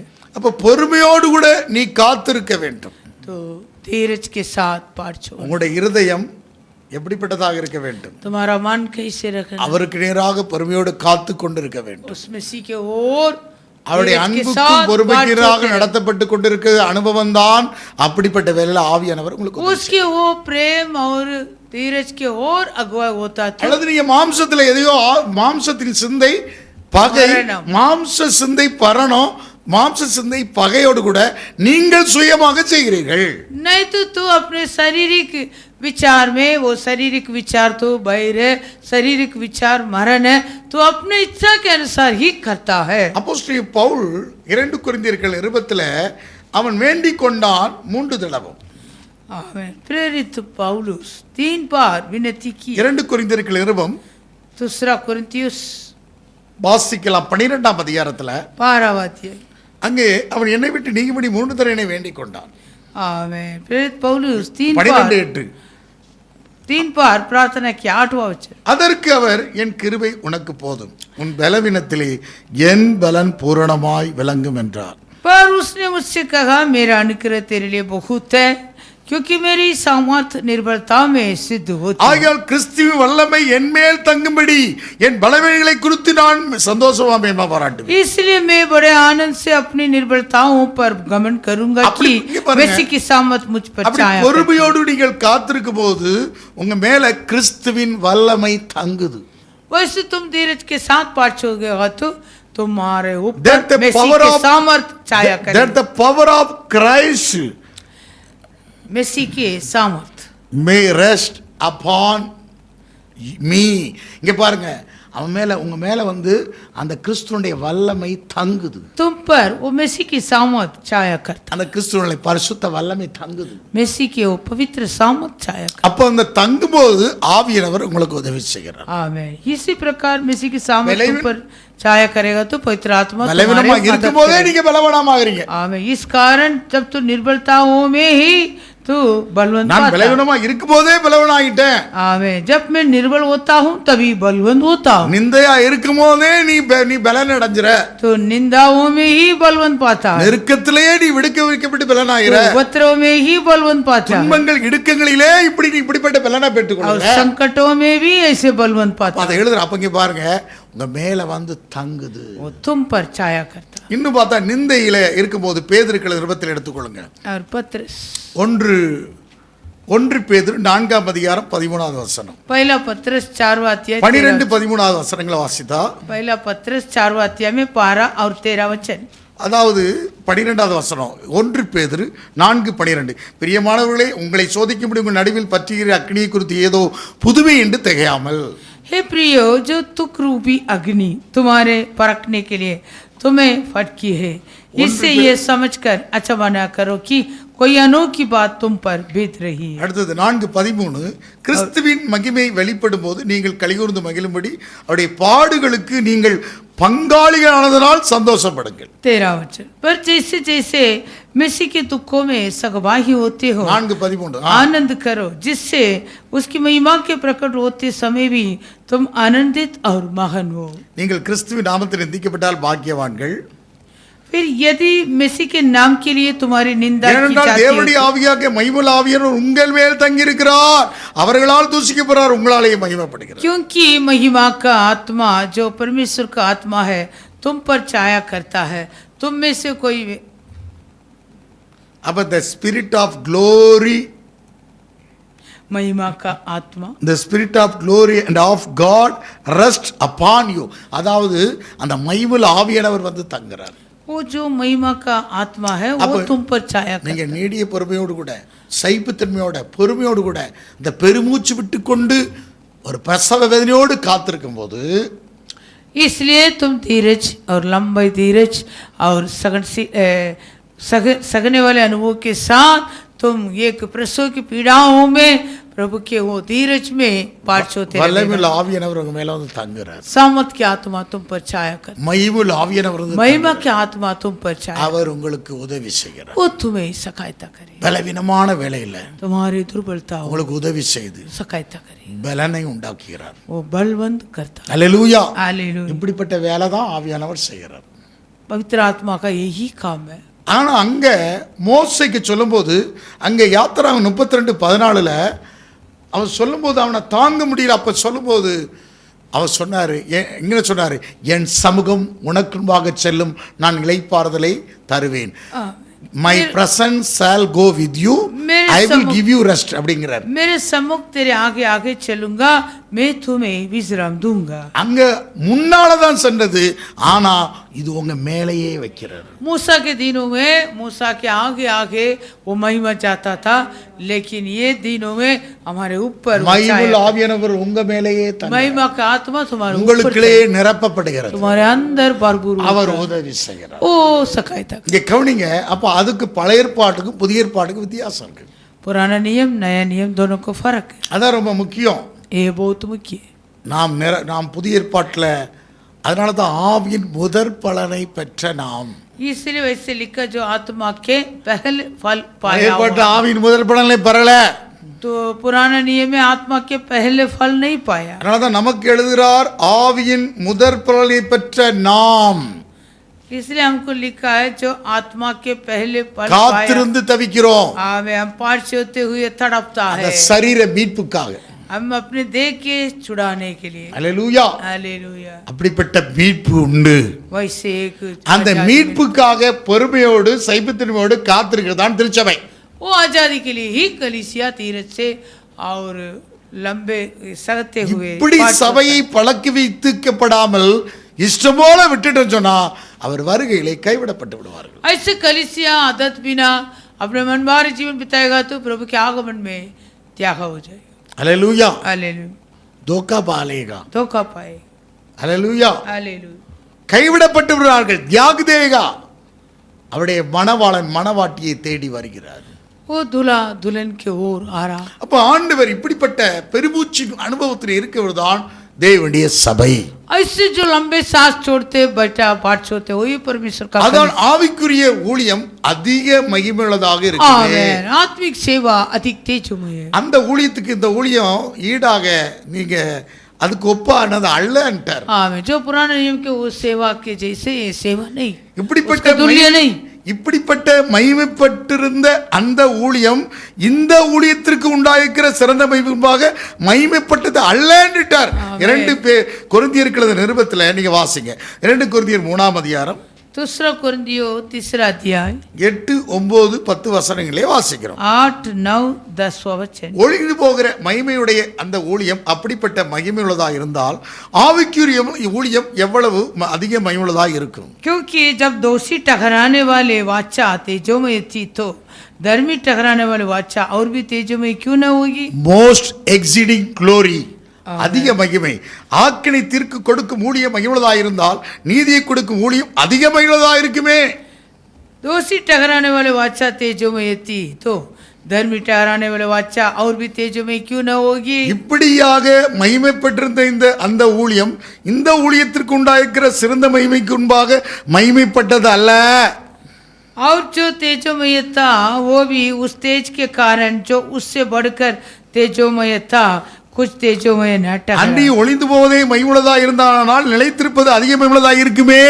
क्योंकि जब वह जो कटता जाता था तेजोमय था तो वो तो स्थिर रहेगा और भी तेजोमय क्यों न होगा. நாங்கள் இப்படிப்பட்ட நம்பிக்கை உடையவர்களாக இருந்தால் ஆமென். மிகவும் தாராளமாக பேசுகிறோம். इसलिए ऐसी आशा रखकर हम याव के साथ बोलते हैं. பழைய ஏற்பாட்டு ஊழியத்தை தான் இன்னைக்கு செய்து கொண்டிருக்கிறார். लेकिन आजकल जो सेवा होता पुराने नियम का सेवा ही हो रहा है. இங்க பாருங்க, பழைய ஏற்பாட்டு அனுபவம் இல்ல, புதிய ஏற்பாட்டு இது உங்களுக்கு பரிசுத்தாவினர் உதவி செய்கிறார். पुराना नियम का अनुभव नहीं है, नए नियम में पवित्र आत्मा तुम्हें सहायता करे. ஆகவே நாம் செய்யக்கூடியது என்ன? கிறிஸ்துவை பின்பற்ற வேண்டும். इसलिए हम मसीह के पीछे जाना, पालन करना मसीह का आज्ञा. அதனால தான் உங்களை அந்த கிறிஸ்துவின் அன்பும் பொறுமைக்காக உங்களை நடத்துவாராக என்று எழுதுகிறார். इसलिए प्रेरित पौलुस ऐसे लिखा, वो मसीह के प्रेम और धीरज के ओर तुम्हें अगुवाई. உங்கள் இருதயங்களை தேவனை பற்றும். तुम्हारा मन परमेश्वर पर. அனைவருடைய இருதயம் வேற எதையோ பற்றுகிறது. और बहुत सारे लोग अपने मन में और किसी पर लवलीन कर. அதிசயம், அற்புதம், अद्भुत, பலனை, चमत्कार, ஏதோ सामर्थ, அதையே ஏதாவது பற்றி கொண்டிருக்கிறது. उसी पर लवलीन होता है. அதனால அதை தேடியே போயிட்டு இருக்கா உலகத்துக்கு. इसलिए उसी चमत्कार अद्भुत के और उसके पीछे दौड़ता. அந்த கிறிஸ்துவுடைய அன்பும் பொறுமைக்கு நேராக அவர்களை நடத்தணும். आमेन. उन लोगों को मसीह के प्रेम और धीरज के ओर அப்படி अगुवाई करना. திருச்சபை நடத்தாவிட்டால் ஒழுங்கற்று மற்ற அலுவலிலே சிக்கிக் கொள்கிறார்கள். वैसे कलीसिया का नियम नहीं तो वो ऐसे तीतर पुत्र होकर पराये कामों में हाथ डालता. இதுதான் இப்படிதான் நடந்துட்டு இருக்கு. ऐसे ही आजकल का அதனால सेवा. பழைய ஏற்பாட்டு ஊழியம் வர புதிய ஏற்பாட்டு ஊழியம். पुराने नियम का सेवा अलग है, नए नियम का सेवा நாம் अलग है. கிறிஸ்துவை பின்பற்ற ஆவிக்குரிய ஊழியம். हम मसीहा का पालन करने वाले आत्मिक இயேசுதான் सेवा. முதற் பலன். यीशु ही पहले फल. அவர் மூலமாக பெற்றிருக்கிற பரிசுத்தம். उसी के द्वारा हम पवित्र आत्मा को पाया. அல்லேலூயா. हालेलुया. அன்னைக்கு அப்போஸ்தலர் பேதுரு தைரியமாக நின்று பேசுகிறோம் என்று அப்போஸ்தலர் மீட்டிங்ல பேசுகிறார். आमेन. उन दिनों में प्रेरित पतरस इतने याव के साथ वो बात किया. படிப்பறியெல்லாம் தைரியத்தோடு பேசுறாங்க, ஆச்சரியப்பட்டார். वो अनपढ़ व्यक्ति है, कितने याव बांध के बात किया. सभी लोग चकित हुए. பழைய ஏற்பாட்டுல நிற்க முடியாது போய்விட்டார்கள். पुराने नियम में वो लोग खड़े नहीं हो पाता था, ஆனால் இங்க நின்னாங்க. परंतु यहाँ प्रेरित लोग खड़ा हुआ, நின்று பேசுகிறான் உரத்த खड़ा होकर சத்தமாக. बात किया. அப்போஸ்தலர் 2:14 வாசிக்கிறோம். प्रेरित तो दूसरा 14 13ல வாசிக்கிறோம். 13 में पढ़ रहा है. மற்றவர்களோ இவர்கள் மதுபானத்தினால் நிறைந்தவர்கள் என்று பரியாசம் பண்ணினார்கள். परंतु दूसरों ने टट्टा करके कहा, हे तो नई मदिरा. அப்பொழுது பேதுரு 11 பேரோடு நின்று அவர்களை நோக்கி உரத்த சத்தமாய், யூதர்களே, எருசலேமில் வாசமாயிருக்கிற ஜனங்கள் நீங்களாம் அறிந்து கொள்ளுங்களாக, என் வார்த்தைகளுக்கு செவி கொடுங்கள். तब पतरस उन 11 के साथ खड़ा हुआ और ऊंचे शब्द से कहने लगा, हे यहूदियों और हे यरूशलेम के सब रहने वालों, ये जान लो और कान लगाकर मेरी बातें सुनो. நீங்கள் நினைத்திருக்கிறபடி இவர்கள் வெறி கொண்டவர்கள் அல்ல, பொழுது விடிந்து 3ஆம் மணி வேளையாயிருக்கிறது. जैसे तुम समझ रहे हो, ये लोग नशे में नहीं है, क्योंकि अभी तो पहर की दिन चढ़ा है. தைரியமாக பேசுகிறான். யோவேல் தீர்க்கதரிசில தேவனுடைய தீர்க்கதரிசனம் நிறைவேறிட்டு தைரியமாக பேசுகிறார். तूने याव से वो योएल भविष्यवाणी का वो सब तो पूरा हुआ करके बात किया. அங்க பார்த்து அங்க கவனிங்க, வேதபாரர்கள் பரிசேயர்கள் அவங்கெல்லாம் இஸ்ரவேலில் அந்த பேதுரு யோவானும் பேசுறதை பார்த்து वो इस्राएल देश में पतरस और यूहन्ना दोनों के बात को सुनकर देखकर ரொம்ப ஆச்சரியப்பட்டார். सभी लोग चकित हुआ. அங்கே 4:13 வாசிக்கிறோம். चौथा अध्याय 13 वचन. பேதுரும் யோவானும் 4:13 வாசிக்கலாம். அப்போஸ்தலர் 4:13. பேதுரும் யோவானும் பேசுகிற தைரியத்தை அவர்கள் கண்டு அவர்கள் படிப்பறியாதவர்கள் என்றும் பேதமையுள்ளவர்கள் என்றும் அறிந்தபடியால் ஆச்சரியப்பட்டு அவர்கள் இயேசுவோட கூட இருந்தவர்கள் என்றும் அறிந்து கொண்டார்கள். जब उन्होंने पतरस और यूहन्ना का साहस देखा और ये जाना कि ये अनपढ़ और साधारण मनुष्य तो आश्चर्य किया, फिर उनको पहचाना कि ये यीशु के साथ रहे हैं. இங்க பாருங்க, அன்எஜுகேட்டட் அண்ட் அன்ட்ரைன்டு. இங்க கவனிங்க, அவர்கள் கலிலேயர்னா ரொம்ப அடியில் இருந்தக்கூடிய கொஞ்சம் கடல் மட்டத்திற்கு கொஞ்சம் ரொம்ப கீழான இருந்த ஒரு லோயர் கலிலேயா, அங்க இருந்து இவர்களை பிடித்து வந்தார். कलील पुरुष मतलब वो कलील समुद्र के किनारे से इन चेले लोग को यीशु पकड़ के लेकर आया. அப்படிப்பட்டவர்களை கொண்டு இங்கே கவனிங்க, அன்எஜுகேட்டட் அண்ட் அன்ட்ரைன்டு என்று ஆங்கிலத்தில் சொல்லப்பட்டிருக்கிறது. अनपढ़ और साधारण मनुष्य அவர்கள் இப்படி பேசுகிறார்களா? कैसे ये लोग चकित की बात की, ஆச்சரியப்பட்டத்தக்கதாக நின்று ஊழியத்தை செய்தார்கள், பெரிய எழுப்புதல் கொண்டு வந்தார்கள். ऐसे बड़े आश्चर्य रीति पर खड़े होकर सेवा किया, बड़े बड़े वेदारी जागृति हुआ. அப்படிப்பட்ட பெரிய எழுப்புதல் நடந்தது. ऐसे बड़े जागृति हुआ. அல்லேலூயா. हालेलुया. தேசத்தை கலக்கினார்கள், देश को उलट पलट किया, வாளை தலையாக்கினார்கள், पूंछ को सिर बनाया, கீழை மேலாக்கினார்கள். नीचे को ऊंचा किया. அப்போ அந்த நடத்திப்பு, அந்த அபிஷேகம் அவர்களை நிறுத்தினது. वो अभिषेक इन लोगों को इससे खड़ा किया. அதனால்தான் கர்த்தரின் நீடிய பொறுமையை ரட்சிப்பின் பேதுரு எழுதுகிறார். इसलिए पतरस भी लिखा, प्रभु की लंबा धीरज को उतार समझो. பவுலும் இப்படித்தான் சொல்லுகிறார். प्रेरित पौलुस भी ऐसे कहता है. இயேசுவும் அப்படியே பொறுமையான यीशु அனுபவத்தில் भी वो வந்திருக்கிறார். धीरज के बारे में कहता है. இப்படி பொறுமையின் அனுபவம், சகிப்புத்தன்மை தேவை. वैसे धीरज का अनुभव, सहने वाला अनुभव. சகிப்புத்தன்மை இல்லாவிட்டால் ஜெயிக்கவே முடியாது. हम नहीं सकेगा तो जय नहीं पाएंगे. சகிக்கணும், सहने का, தீமையை கண்டு சகிக்கணும். बुराई को देखकर सहने का. இங்க பழைய ஏற்பாட்டில் पुराना नियम है. நீங்க 1 ராஜாக்களின் புத்தகத்தை எடுத்து பார்த்தா, पहला राजाओं का पुस्तक, 1 ராஜாக்களின் புத்தகம் पहला राजाओं 8ஆம் அதிகாரத்துல நீங்க 11வது வசனத்தை வாசித்தா, 8वां अध्याय में 11वां वचन, மேகத்து நிமித்தம் ஆசாரிகள் ஊழியம் செய்ததற்கு நிற்கக்கூடாமல் போயிட்டு கர்த்தருடைய மகிமை கர்த்தருடைய ஆலயத்தில் நிரப்பிற்று. அப்பொழுது சாலமோன் இங்க பாருங்க, நிரப்பிட்டு அங்க ஊழியம் செய்ய முடியலாது இருந்தார்கள். आमेन. और बादल के कारण याजक सेवा टहल करने को खड़े न रह सके, क्योंकि यहोवा का तेज यहोवा के भवन में भर गया था.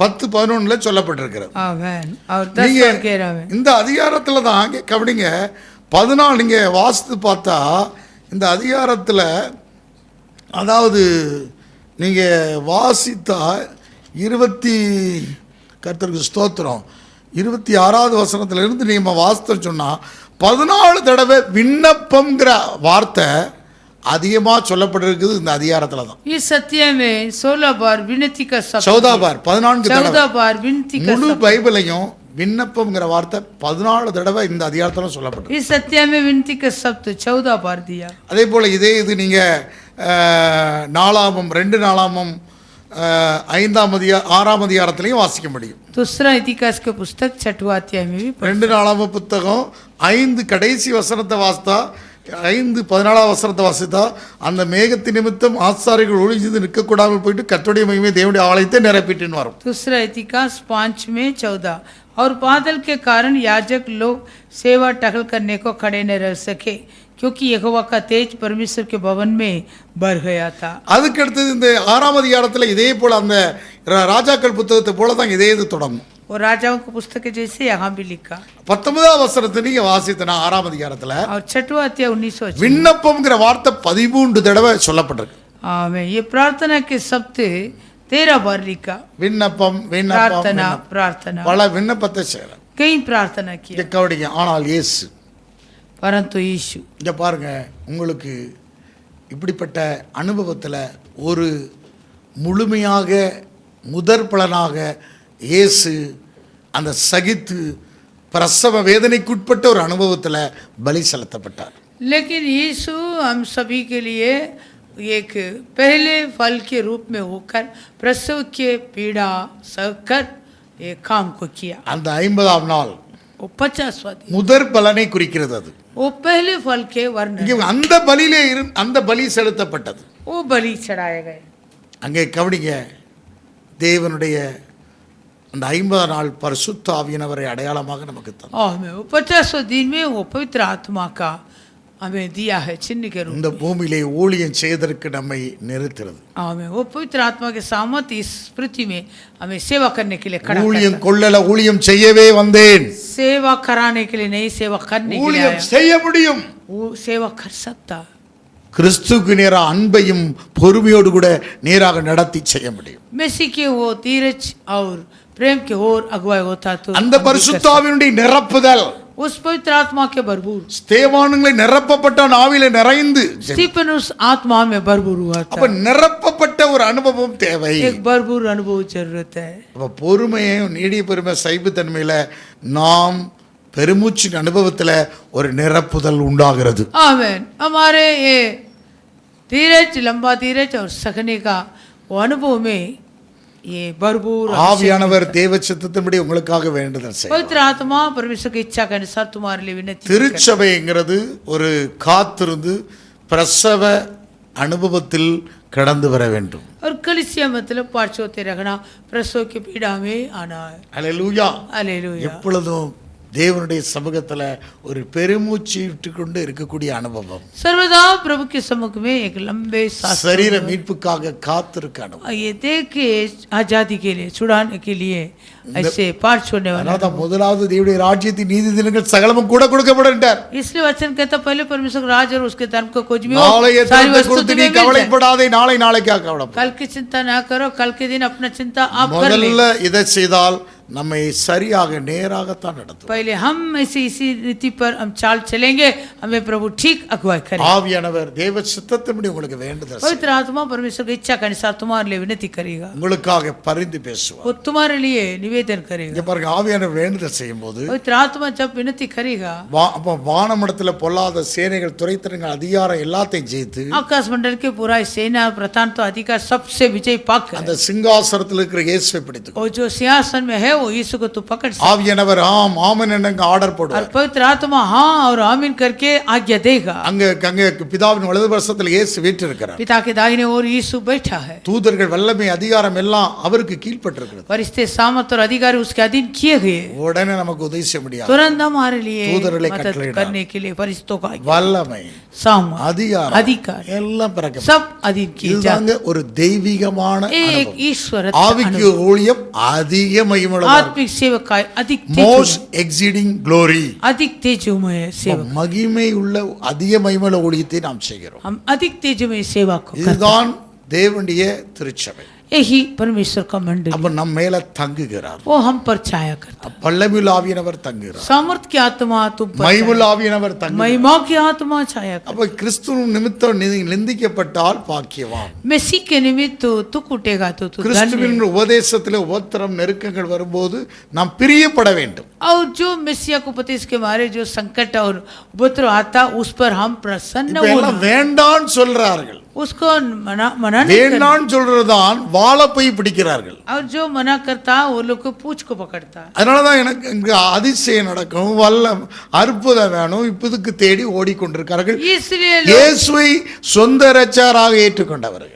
इसलिए जो कोई यीशु को खुद उद्धारकर्ता करके स्वीकार किया, वो लोग भी ऐसे इन विषय को मना புதிய- करके अद्भुत चमत्कार के पीछे புதிய दौड़ रहा है। ஜனங்களுக்கு இது அதிசயம் அற்புதம் அதெல்லாம் நடக்கிறதற்காக எதற்காக இயேசு முதல்ல விசுவாசத்தை பற்றும்படியாக அற்புதம் அதிசயம் முதல்ல நடக்கும். वो जो नए नए लोगों के लिए, क्योंकि वो लोग विश्वास पर आना, इस कारण अद्भुत चमत्कार का जरूरत है। இங்க கிறிஸ்துவை பின்பற்றவர்களுக்கு முழு ஞானஸ்நானம் எடுத்து உபதேசத்தை கேட்டவன் பல வருஷம் இருந்து அதுக்கு நேராக ஓடிக்கொண்டிருக்கிறார்கள். अभी क्या है, जो मसीह को ग्रहण कर दिया, बपतिस्मा ले लिया, कई साल हो चुका, फिर भी वो चमत्कार अद्भुत के पीछे दौड़ रहा है। அதெல்லாம் பின்பு பின்பு वो सब फिर ஆகவே அந்த பின்பை பிடிக்கிறதெல்லாம் கிறிஸ்துவின் அன்புக்கும் பொறுமைக்காக நடத்தவே முடியாது. जो फिर पीछे जाता है, उनका वो मसीह के वो प्रेम और धीरज के ओर अगुवाई नहीं कर पाता। அவருடைய வல்லமை, அவருடைய அதாவது கிறிஸ்துவின் வல்லமை அவர்கள் மேல தங்கும்,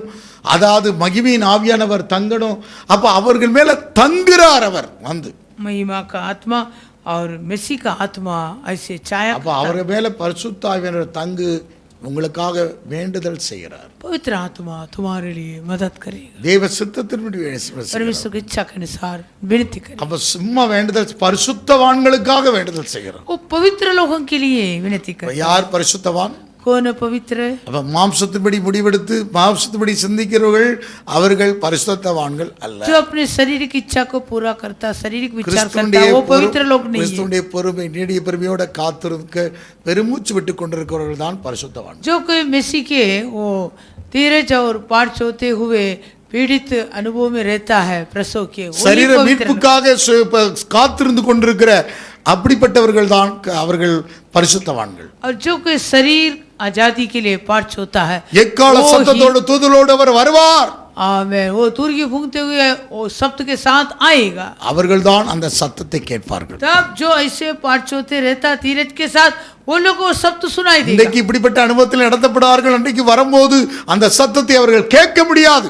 आज ऐसे मसीह के धीरज के और अगुवाई नहीं होता तो उनके आगमन में वो तुर्की का शब्द कैसे सुनेंगे? இங்க பாருங்க, பவுல் கீழே தள்ளப்பட்டு பவுல் தான் அந்த சத்தத்தை கேட்டான். और जो प्रेरित पौलुस को नीचे गिराया था, கூட வந்தவர்கள் கேட்க முடியல. जो साथ में आया था उन लोग को वो கூட शब्द नहीं வந்தவர்கள் सुना, பார்க்க முடியவில்லை. वो लोग नहीं देख पाया, नहीं அவனுக்கு सुन தான் पाया. உணர்வு வரும். प्रेरित पौलुस से सुना देखा. அப்ப நீ இன்றைக்கு அந்த தூதும் அந்த வல்லமையும் அந்த அதிகாரத்தை நீ அனுபவிக்காவிட்டால் அவருடைய வல்லமையோடும் பலத்த சத்தத்தோடும் அவர் வருகிறார்.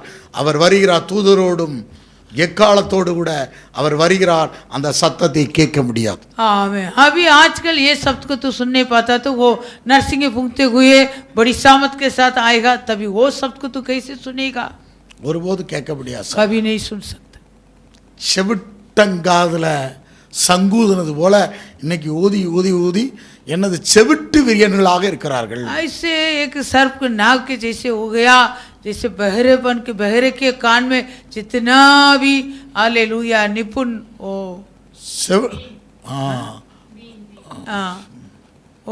कान बहराए हो जाता हो. என்ன சபே ஏ பச்சாத்தா ना செவிடங்காதுல இங்கே கவனிக்க வேண்டும். சபேரா ஹல்லேலூயா சபேரா இங்கே கவனிங்க. ஆமாம், அவன் இதில் ஊதி பிடிப்பான். ஆனால் எந்த செவிட்டு விரியனை மட்டும் பிடிக்கவே முடியாது. அவனுக்கு காது செவிடு. அதனாலதான் उसका कान है बहरा, फिर कैसे उनको पकड़ सकता?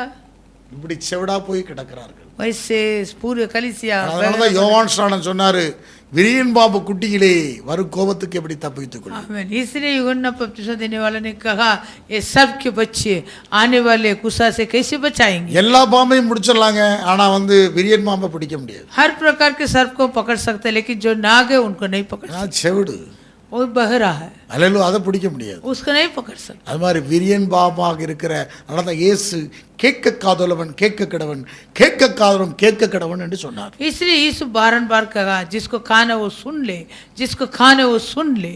காதலுக்கு மந்தமாய் கேட்டுக்கொண்டிருக்கிறார். कान तो है लेकिन वो मंतुमती में रहता है. கிறிஸ்துவினுடைய உபதேசத்தை சரியாக கேட்டு, मसीह के उपदेश को ठीक से सुनकर, கிறிஸ்துவினுடைய அன்பும் பொறுமைக்குனாக உங்கள் இருதயங்கள் திருப்பப்பட வேண்டும். मसीह के प्रेम और धीरज के हो तुम्हारा मन फेरना. அப்படி திருப்பப்படும் போது वैसे फेरेगा तो ஆவியானவர் உங்கள் பலவீனங்களில், पवित्र आत्मा तुम्हारा दुर्बलता में मदद கிறிஸ்துவினுடைய करेगा. வல்லமை உங்க மேல मसीह தங்கும். के सामर्थ तुम पर महिमा छाया आवियान उंगले करेगा. तंगुवा. महिमा का आत्मा तुम पर छाया அப்ப करेगा. அவர் உங்களுக்கு பலவீனமா இருக்கும்போதே நீங்க பலவானாக तब மாறுவீர்கள். तुम निर्बल में रहेंगे तभी बलवंत होंगे. நிந்தையா இருக்கும்போதே நீங்கள் பலவான்களாக மாறுவீர்கள். तुम्हारे निंदाओं में भी बलवंत पाएंगे. உங்களுடைய துன்பங்களிலே, तुम्हारे उपद्रव में, நெருக்கங்களிலே, तुम्हारे संकटों में இடுக்கண்களிலே और तुम्हारे हर एक நீங்கள் विषय இன்னும் तुम பிரியப்படுவீர்கள். और प्रसन्न होंगे. அல்லது வேண்டா வெறுப்பு ஆவிக்குரிய வாழ்க்கை விரக்தி அடைஞ்சு போய்விடும். नहीं तो तुम्हारे आत्मिक जीवन में तो ऐसे एकदम उजरा हुआ வனாந்தரத்திலே முறுமுறுத்தது போல जैसे- சபை முறுமுறுத்து விடுகிறது. जैसे जंगल में कुरकुराया वैसे காலம் முழுவதும் முறுமுறுத்து கொண்டே இருக்கக்கூடிய காலங்களாக இன்றைக்கு விசுவாசிகள் இருந்து கொண்டிருக்கிறார்கள். आजकल का विश्वासी लोग पूरे दिन ऐसे कुरकुराने वाले अनुभव में रहते. பிரியப்படக்கூடிய ஒரு அனுபவம் தேவை. प्रसन्न करने वाला अनुभव नहीं है. அதாவது நிந்தை, அவமானம், இடுக்க நெருக்கங்களை பிரியப்படுகிறேன்னு சொல்கிறார். ऐसे कहने का मैं निंदा में, उपद्रव में, संकटों में मैं प्रसन्न हूँ. யார் பிரியப்படுவார்கள்? कौन प्रसन्न प्रसन्न करने वाला, ஆவியின் முதற்பலனை பெற்றவர்கள், जो आत्मा के पहले फल சரீர पाए, மீட்புக்காக காத்திருக்கிறவர்கள், जो शरीर के छुड़ाने के பிரசவ लिए வேதனை बाट பட்டு जोता। பெருமூச்சு கிறிஸ்துவினுடைய அன்புக்கும் பொறுமைக்கீராக இருதயம் திருப்பப்பட்டவர்கள், आमीन। और जिसका मन मसीह के धीरज और प्रेम की ओर फेर गया, उन लोग, அவர்கள்தான் அந்த பிரியப்பட்டு கொண்டிருப்பார்கள். उन लोग इस विषय में प्रसन्न रहते हैं। முறுமறுப்பு அருவருப்பு, और जो कुड़कुड़ाता हो சபை घृणित है, முறுமறுத்து கொண்டால் कलीसिया कुड़कुड़ाएगा तो वो घृणित है। தேவ சபை அதிலே பிரியப்பட்டார். परमेश्वर के कलीसिया ये उपद्रव संकटों में பரிசுத்த प्रेम ஆவியின் रखेगा। பலவீனங்களிலே வந்து உதவி செய்யும். पवित्र आत्मा तुम्हारा दुर्बलता में मदद करेगा। हम प्रभु की ओर ताकें। கர்த்தர் இந்த நாளும் நம்மோட பேசின வார்த்தையை ஒப்புக்கொடுப்போம். Praise the Lord.